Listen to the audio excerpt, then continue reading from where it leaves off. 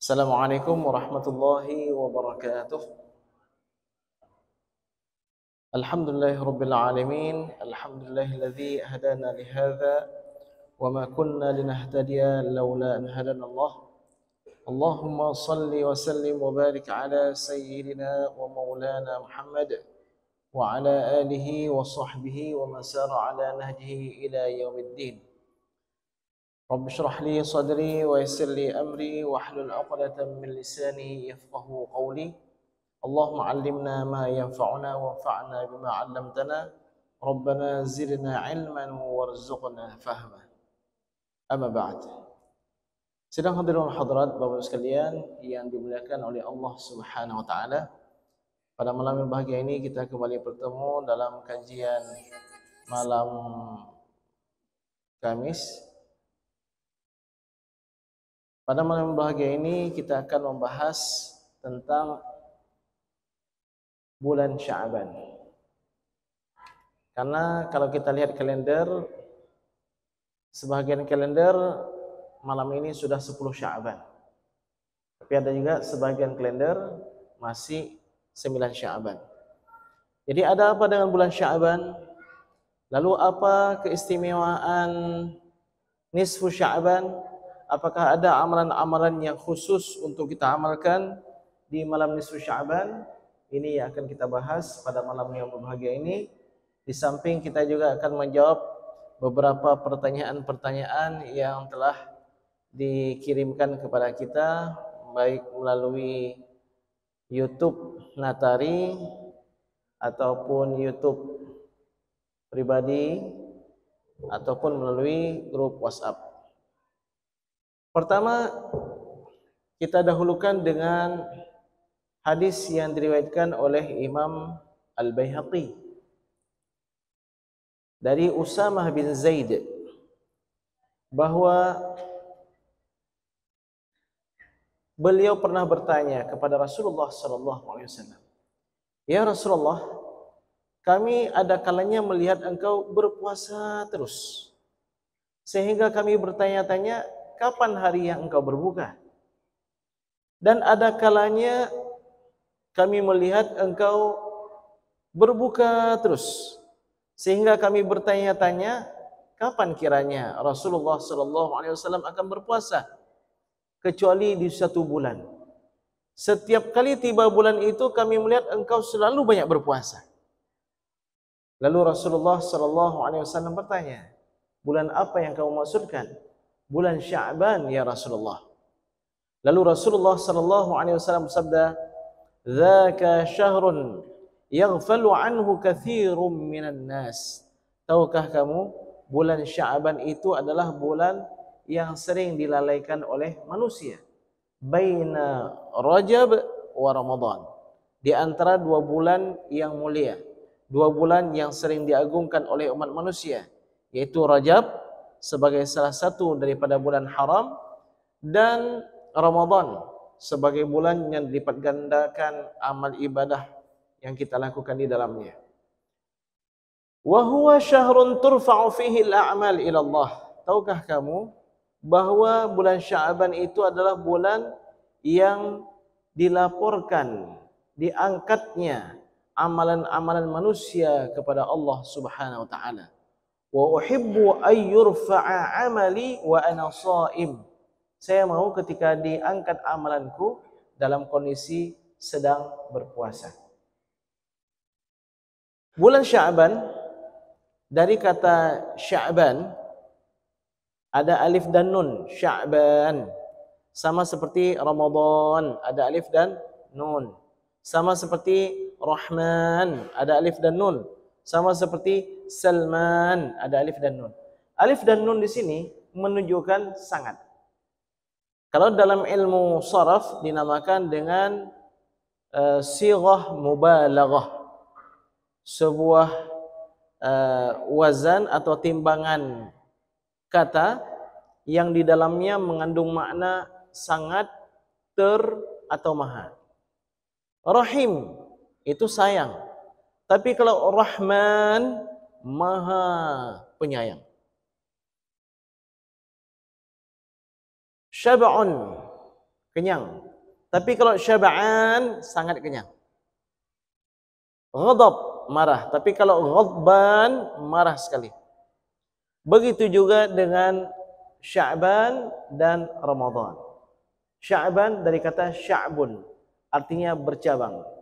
Begitu masuk alif dan nun, artinya apa? Sangat banyak cabangnya. Apa maksudnya? Bahwa kebaikan yang terdapat di bulan Sya'ban itu sangat banyak. Nanti kita akan sebutkan. Kemudian Ramadan, dari kata Ramad, artinya panas. Ketika ada alif dan nun, Ramadan sangat panas. Panas itu membakar, maksudnya adalah membakar dosa-dosa kita. Dulu ketika bulan Ramadan dinamakan dengan Ramadan, cuacanya sedang terik sekali, sedang panas sekali. Maka dinamakan dengan Ramadan. Baik, sedang hadirin hadirat sekalian, Sya'ban ini banyak keistimewaannya. Di antaranya, Sya'ban dikatakan oleh para ulama sebagai bulan yang penuh dengan syariat. Maksudnya apa? Banyak sekali syariat turun di bulan Sya'ban. Wabil khusus di tahun 2 Hijriyah. Setelah Nabi berhijrah ke Madinah, tahun kedua di bulan Sya'ban banyak sekali turun syariat. Di antaranya adalah syariat puasa Ramadan. Di antaranya adalah syariat boleh berperang melawan orang kafir. Dulu enggak boleh berperang. Jadi ketika Rasulullah SAW di Mekah, bukannya Rasulullah SAW enggak mampu untuk melakukan perlawanan terhadap orang-orang kafir Quraisy, tapi belum diizinkan. Dulu ada Umar, dulu ada Hamzah, ada banyak ya sahabat-sahabat Nabi, Zubair bin Awam dan seterusnya. Tapi karena belum ada izin, mereka bersabar. Sehingga bila tiba tahun 2 Hijriah, wabil khusus di bulan Sya'ban, turun syariat membolehkan dan perintah untuk berperang melawan orang kafir. Kemudian di bulan Sya'ban juga turun syariat salat Idul Fitri, salat Idul Adha, syariat zakat sebelumnya, dan pada bulan Sya'ban turun syariat perintah untuk berkiblat ke Masjidil Haram. Jadi kiblat umat Islam dahulu pertama sekali adalah ke Masjidil Aqsa. Dari sejak Nabi Daud alaihissalam, Nabi Sulaiman alaihissalam itu menghadap ke arah Masjidil Aqsa. Ketika Nabi SAW di Mekah itu enggak menjadi masalah karena rumah Nabi sejajar dengan Ka'bah dan Masjidil Aqsa. Tapi manakala pindah ke Madinah, ini arahnya itu pas 180 derajat beda. Kalau menghadap ke Masjidil Aqsa berarti ke atas. Atas itu apa? Utara ya. Utara. Kalau ke Masjidil Haram maka ke selatan. Madinah di tengah-tengah posisinya. Ketika Rasulullah SAW berhijrah ke Madinah, di Madinah itu banyak ahlul kitab, terutama orang-orang Yahudi. Sebagaimana kita ketahui Bapak sekalian, dari sekian banyak nabi, ada satu nabi yang dicintai oleh semua agama, yaitu Nabi Ibrahim alaihissalam. Sehingga dalam Al-Quran disebutkan orang-orang Yahudi mengatakan Nabi Ibrahim Yahudi. Orang-orang Nasrani mengatakan tidak, Nabi Ibrahim itu Nasrani. Allah turunkan ayat, "Ma kana Ibrahimu Yahudiyyan wala Nasraniyan, walakin kana hanifan muslima." Ibrahim itu bukan orang Yahudi, bukan juga beragama Nasrani, tapi beliau adalah hanif, agama yang lempang, muslim. Memang semua agama yang turun dari langit itu sebenarnya Islam. Dari Nabi Adam alaihissalam, Nabi Idris, Nabi Nuh, Hud, Saleh dan seterusnya, itu sebenarnya agamanya satu, Islam. Ajaran tauhidnya sama. Yang berbeda itu syariatnya. Dan yang paling mirip syariat dengan Nabi Muhammad SAW adalah syariat Nabi Ibrahim AS. Jadi intinya, Rasulullah SAW berharap kepada Allah sekiranya kiblat itu dikembalikan ke kiblat Nabi Ibrahim dahulu. Jadi kiblat umat manusia pertama sekali adalah Ka'bah, Masjidil Haram.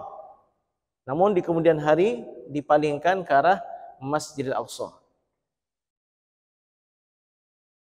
Kalau Bapak Ibu sekalian baca di awal juz 2 surah Al-Baqarah dengan terjemahannya, ya, 3 ayat pertama atau 4 ayat pertama itu tertera bagaimana cerita tentang perpindahan kiblat.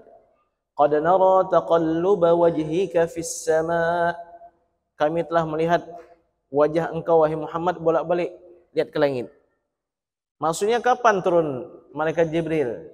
Dengan syariat agar kiblat dikembalikan ke arah Masjidil Haram. Sehingga pada suatu ketika turunlah syariat fawalli wajhaka syatral Masjidil Haram. Palingkanlah wahai Muhammad wajahmu ke arah kiblat yang engkau sukai, yaitu ke arah Masjidil Haram.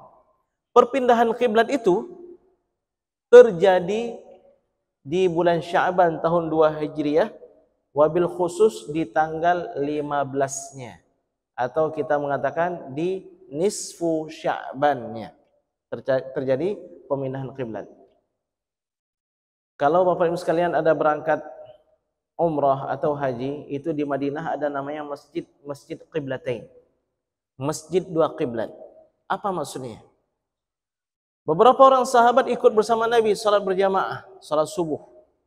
Dan di antara mereka pulang ke kampungnya, pulang ya tidak begitu jauh memang, masih dalam kawasan kota Madinah atau daerah dekat ke arah Quba sana. Ketika melewati sahabat sedang salat zuhur, sang sahabat yang baru pulang dari Rasulullah SAW melihat, loh, kok mereka masih menghadap ke arah Masjidil Aqsa. Sehingga sang sahabat ini mengatakan, ketahuilah sesungguhnya kiblat telah dipalingkan. Sungguh aku salat bersama Rasulullah SAW dan kiblat telah dipalingkan ke arah Masjidil Haram. Jadi mereka pindah posisi 180 derajat. Para ulama membahas ini bagaimana nih kok berulang kali bergerak kan bisa membatalkan salat. Ada yang mengatakan mereka bergeraknya perlahan-lahan. 2 kali pergerakan berhenti sejenak. 2 kali pergerakan berhenti sejenak. Karena kalau dalam mazhab kita, mazhab Imam Syafi'i, bergerak 3 kali berturut-turut itu membatalkan salat. Ada juga ulama mengatakan ini kondisi darurat. Ya, kondisi darurat sehingga dimaafkan. Sehingga masjid tersebut sampai sekarang disebut dengan Masjid Qiblatain, Masjid 2 kiblat. Jadi bukan Nabi SAW yang salatnya kedua kiblat, tapi sahabat Nabi SAW yang tidak ikut salat subuh bersama Rasulullah SAW, yang mereka tidak tahu, sehingga salat zuhurnya sempat ke 2 arah kiblat.